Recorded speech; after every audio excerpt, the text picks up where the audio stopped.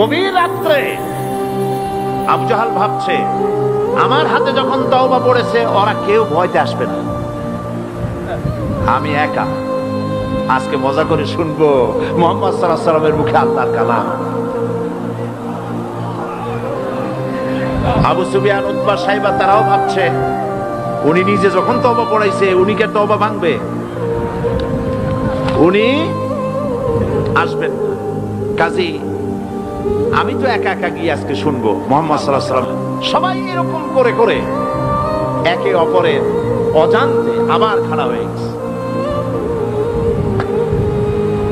প্রত্যেক রজনী অভ্যাস মোতাবেক আল্লাহর নবী গভীর রাত্রে আবার তেলাওয়াত শুরু করেছেন। এই সব লোকগুলি ঘরের চতুর্দিকে দাঁড়িয়ে শুনতে শুনতে শরীর যেন অবশ হয়ে যায়।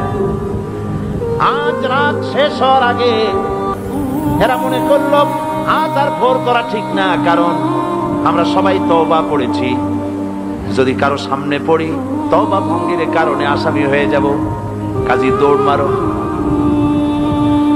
দৌড় মারছে, অন্ধকারের ভিতরে একজন গিয়ে আরেকজনের ঠ্যাঙ্গে বাড়ি লাগছে। আবু জাহেল ভয় পাইছে, কে? আমি আবু সুফিয়ান। তুমি কেন ডাকবা? আমি আবু জাহেল। আরে পাগল, কালকে তওবা করলে আজকে আসলি কেন? বেটা বেশি মাতবাড়ি করিস না, তুই আসলি কেন সেটা কো আগে।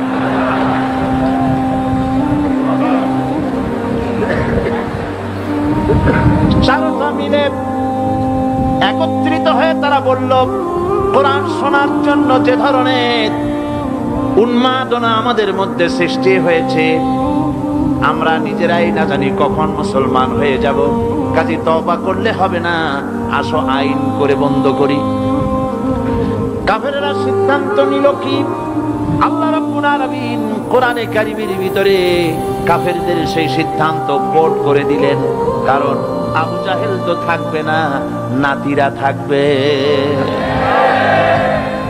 যুগে যুগে আবু জাহেলের নাতিরা কোরআনের মাহফিলে বাধা দেবে। কারা বাধা দেবে?